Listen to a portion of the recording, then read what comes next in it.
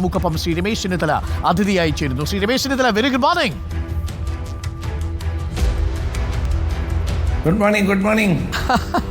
ഞങ്ങൾക്ക് വളരെ സന്തോഷമുള്ള സന്തോഷം, വളരെ സന്തോഷം. അങ്ങേക്കുള്ള സന്തോഷം പോലെ തന്നെ ഈ മിന്നുന്ന വിജയത്തിന് ശേഷം കോൺഗ്രസ് നേതാക്കളോട് സംസാരിക്കുമ്പോൾ ഒരു പ്രത്യേക ഊർജ്ജമാണ്, ഒരു വലിയ ആത്മവിശ്വാസം എല്ലാ നേതാക്കൾക്കുമുണ്ട്, താങ്കൾക്കും അതുണ്ട് എന്നെനിക്കറിയാം. പ്രത്യേകിച്ച് ദേശീയ തലത്തിൽ താങ്കളെ ഏൽപ്പിച്ച ഉത്തരവാദിത്വമൊക്കെ ഗംഭീരമായി നിറവേറ്റിയാണ് നിൽക്കുന്നത് സംസ്ഥാനത്തും. തീർച്ചയായിട്ടും, thank you very much. Shri Ramesh Chennithala, നമ്മൾ ശ്രീ ഉണ്ണി ബാലകൃഷ്ണൻ എനിക്കൊപ്പമുണ്ട്, സ്മൃതി പരുത്തിക്കാടുണ്ട്, ശ്രീ ആന്റോയുണ്ട്, സുജയ പാർവതിയും എനിക്കൊപ്പമുണ്ട്. ശ്രീ ഉണ്ണി ബാലകൃഷ്ണൻ, എനിക്ക് അവിടെ തുടങ്ങാൻ തോന്നുന്നു.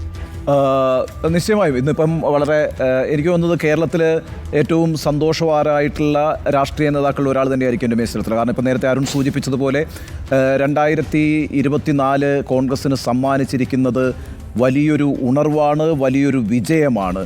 2026 ഇനി നമ്മൾ വളരെ കൗതുകത്തോടുകൂടി വളരെ ശ്രദ്ധയോടുകൂടി നോക്കിക്കാണുന്നൊരു തിരഞ്ഞെടുപ്പ്. 2019 ഇതുപോലെ തന്നൊരു വിജയമുണ്ടായി, പക്ഷേ 2021 മറ്റൊരു ജനവിധിയാണ് ഉണ്ടായത്.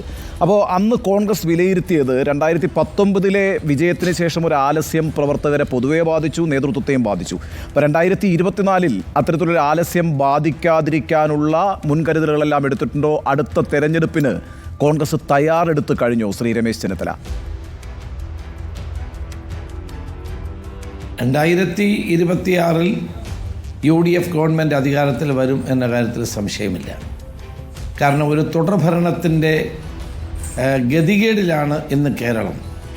തകർന്ന് തരിപ്പണമായ സാമ്പത്തിക രംഗവും അഴിമതിയും കൊള്ളയും കൊണ്ട് മലീമസമായ ഒരു സംസ്ഥാന ഭരണവുമാണ് നമ്മൾ കണ്ടുകൊണ്ടിരിക്കുന്നത്. ഇതിൽ നിന്നൊരു മോചനം ജനങ്ങൾ ആഗ്രഹിക്കുന്നു. മുഖ്യമന്ത്രി എന്ത് പറഞ്ഞാലും ഭരണവിരുദ്ധ വികാരം വളരെ ശക്തമാണ്. അതിൻ്റെ പ്രതിഫലനം കൂടിയായിരുന്നു ലോക്സഭാ തെരഞ്ഞെടുപ്പിലുണ്ടായ ഈ വിജയം. 2019 നമുക്ക് 19 സീറ്റ് ലഭിച്ചെങ്കിൽ പിന്നീട് അത് ആവർത്തിക്കാൻ കഴിയാതെ പോയത് പിന്നീടുണ്ടായ കോവിഡും അതുമായി ബന്ധപ്പെട്ട കാര്യങ്ങളുമാണ്. കോവിഡ് ഉണ്ടായപ്പോൾ ഗവൺമെൻറ്റിനെ ജനങ്ങൾ രക്ഷകരായി കണ്ടു.